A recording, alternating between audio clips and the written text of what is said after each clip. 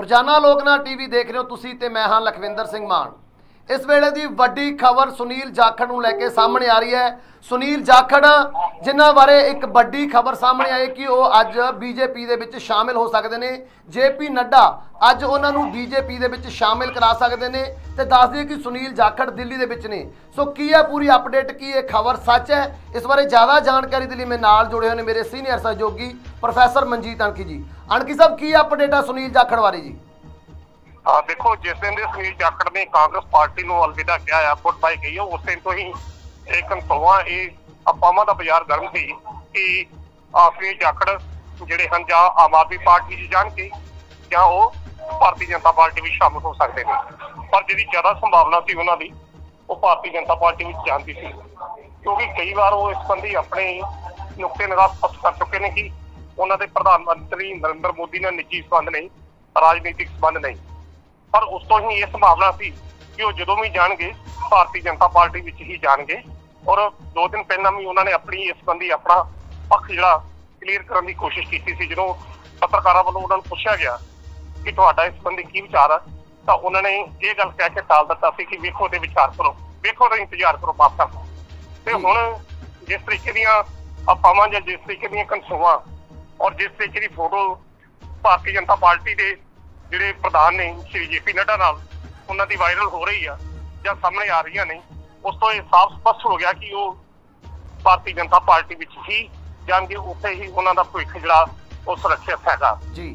शक्तिमान जी, दूजी गल ये है क्योंकि भारतीय जनता पार्टी नूं उन्हां दी जिहड़ी राजनीति है वो काफी रास आ सकती है, क्योंकि जिस मुख कारण करके उन्होंने कांग्रेस पार्टी नूं तलांजलि दी है और दोष लाया कि ये हिंदू होने करके मुख मंत्री नहीं सी बनाया गया। क्योंकि उस समय जो उन्होंने मुख मंत्री बनाने की गल चलती तो 42 विधायकों का जो समर्थन से उन्होंने हक में सी। पर जिस तरीके कथित तौर पर कहा जाता कि अंबिका सोनी ने यह कह गई कि पंजाब का मुख मंत्री किसी हिंदू को नहीं बनाया जा सकता, केवल सिख को बनाया जा सकता, तो उस संबंध उदों तो ही जो मुख मंत्री की कुर्सी उन्होंने को दूर गई तो उदों तो ही उन्होंने इस संबंधी अपने जो दुख है वो पेश करना शुरू कर दिता गया कि उन्होंने एक हिंदू होने के नाते मुख मंत्री कांग्रेस पार्टी में नहीं बनाया गया जी। अणकी सर जिवें ये हुण क्यास रही ने तकरीबन, क्योंकि जेकर आप फतेह जंग बाजवा जो कि सीनियर आगू ने गए भाजपा के, उन्होंने भी क्लीयर कर दिता भी आउणगे तो भाजपा के विच, लेकिन अज वास्ते उन्होंने क्लीयर नहीं किया भी अज आउणगे जां नहीं। पर की तुहानूं लग रहा अज जाणगे भाजपा नूं शामिल होणगे, क्योंकि JP नड्डा भी दिल्ली च ने ते सुनील जाखड़ भी दिल्ली दे विच ने, ते जो सूत्रां तो खबरां पहुंचियां ने ये ने कि JP नड्डा ही उन्हां नूं जाखड़ साहब नूं बीजेपी च ज्वाइन कराउणगे। कि ये कार्रवाई रस्म अज ही होएगी? देखो जी संभावनावां ने, क्योंकि बीते 2 दिन तो सुनील जाखड़ दिल्ली दौरे से ने और उत्थे दिल्ली दौरे के दरम्यान वो भाजपा नेतावां के सीधे संपर्क में ने।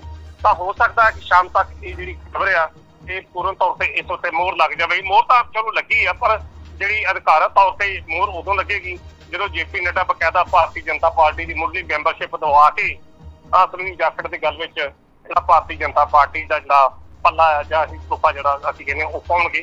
ਤਾਂ ਇਸ ਦੀਆਂ ਸੰਭਾਵਨਾਵਾਂ ਅੱਜ ਸ਼ਾਮ तक साफ हो जाएगियां कि आज शाम तक सुनील जाखड़ अधिकारत तौर पर भारतीय जनता पार्टी में शामिल हो जाएंगे, क्योंकि संभावना बड़े दिनों तो सन। पर बीते 2 दिनों तो जिस तरीके वो दिल्ली दौरे से हैं और उस तरीके JP नड्डा भी अज दिल्ली में मौजूद नहीं, तो ये अज शाम तक ये जी कार्रवाई होने की संभावना जी वो हैगी है। बाकी होर अद्धा पौने घंटे तक जी ये तस्वीर आ ये पूर्ण तौर पर साफ स्पष्ट हो जाती। अणकी सर किवें देख रहे हो जेकर ये भाजपा दे विच जांदे ने, जिवें क्लीयर हो चुके हैं, तुसीं भी कह रहे होंगे तो फतेह जंग बाजवा भी ये गल कह चुके हैं कि अज ही ये रलेवा हो सकता गा।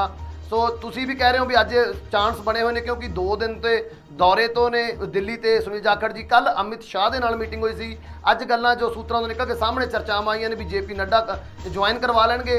की देख रहे हो संगरूर सीट का, क्योंकि दसंबर के विच इलैक्शन होनी है, MP की इलैक्शन होनी है, जो उप चोण होनी है, कि देख सकते हो भी MP का चेहरा बनाया जा सकता, क्योंकि बड़ा चेहरा है संगरूर सीट के लिए चेहरा बन सकते हैं जेकर अज BJP में ज्वाइन करते हैं?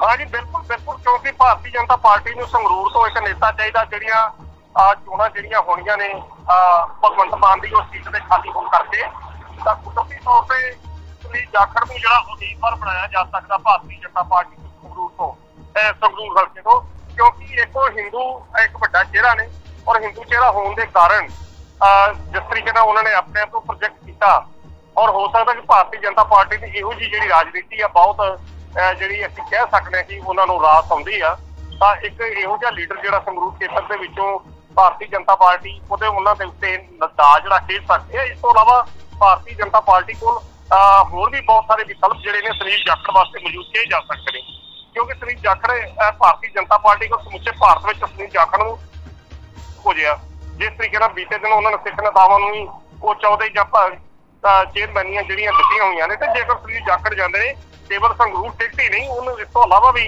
ਹੋਰ ਵੀ ਉਹਨਾਂ ਨੂੰ ਬਹੁਤ ਕੁਝ ਦੇ ਕੇ ਭਾਰਤੀ ਜਨਤਾ ਪਾਰਟੀ ਦੇ ਵਿੱਚ ਨਵਾਜਿਆ ਜਾ ਸਕਦਾ ਹੈ। ਜੀ ਜੀ ਬਿਲकुल सर। दूसरे पासे ਆਪਾਂ ਜੇਕਰ ਕਾਂਗਰਸੀ ਚਿੰਤਾਵਾਂ ਦੀ ਗੱਲ ਕਰੀਏ, ਇੱਕ ਪਾਸੇ ਸੁਨੀਲ ਜਾਖੜ ਜੀ ਦੀ ਗੱਲ ਹੈ ਤੇ ਦੂਸਰੇ ਪਾਸੇ ਜੇਕਰ ਹਰਿਆਣਾ ਕਾਂਗਰਸ ਦੀ ਗੱਲ ਕਰੀਏ, ਉੱਥੇ ਵੀ ਵੱਡਾ ਚਿਹਰਾ ਕੁਲਦੀਪ ਬਿਸ਼ਨੋਈ, ਉਹਨਾਂ ਦੀ ਕੱਲ ਮੀਟਿੰਗ ਹੋਈ ਸੀਗੀ ਮਨੋਹਰ ਲਾਲ ਖੱਟਰ ਦੇ ਨਾਲ।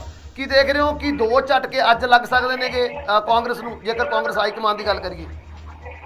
ਦੇਖੋ ਜੀ, ਉਹ ਤਾਂ ਕੁਦਰਤੀ ਤੌਰ ਤੇ ਕੁਲਦੀਪ ਬਿਸ਼ਨੋਈ ਵੱਲੋਂ ਵੀ ਇਹ ਚਰਚਾਵਾਂ ਨੇ ਕਿ ਉਹ ਵੀ ਕਿਸੇ ਸਮੇਂ ਭਾਰਤੀ ਜਨਤਾ ਪਾਰਟੀ ਨੂੰ ਛੱਡ ਕੇ ਇਹਦੇ ਵਿੱਚ ਸ਼ਾਮਲ ਹੋ ਸਕਦੇ ਨੇ, ਤਾਂ ਮਾਫ ਕਰਨਾ ਕਾਂਗਰਸ ਨੂੰ ਛੱਡ ਕੇ ਭਾਰਤੀ ਜਨਤਾ ਪਾਰਟੀ ਵਿੱਚ ਸ਼ਾਮਲ ਹੋ ਸਕਦੇ ਨੇ। ਸ਼ਾਇਦ ਇਹ ਸਾਰੇ ਨੇਤਾ ਇਸੇ ਗੱਲ ਦਾ ਇੰਤਜ਼ਾਰ ਕਰ ਰਹੇ ਸਨ ਜਿਹੜਾ ਉਦੈਪੁਰ ਵਿੱਚ ਰਾਜਸਥਾਨ ਦਾ ਜਿਹੜਾ ਚਿੰਤਨ ਸ਼ਿਵਰ ਸਮਾਪਤ ਹੋਇਆ, ਉਸ ਤੋਂ ਬਾਅਦ ਹੀ ਇਹੋ ਜਿਹੀਆਂ ਜਿਹੜੀਆਂ ਸੰਖੂਆਂ ਨੇ ਜਿਹੜੀਆਂ ਸਾਹਮਣੇ ਆ ਰਹੀਆਂ ਨੇ, ਤਾਂ ਚੱਕਾ ਜਿਹੜਾ ਕਾਂਗਰਸ ਨੂੰ ਹਰਿਆਣੇ ਵਿੱਚ ਵੀ ਲੱਗ ਸਕਦਾ ਇੱਕ ਅਜਿਹੇ ਲੀਡਰ ਕੁਲਦੀਪ ਬਿਸ਼ਨੋਈ ਦੇ ਜਾਣ ਨਾਲ।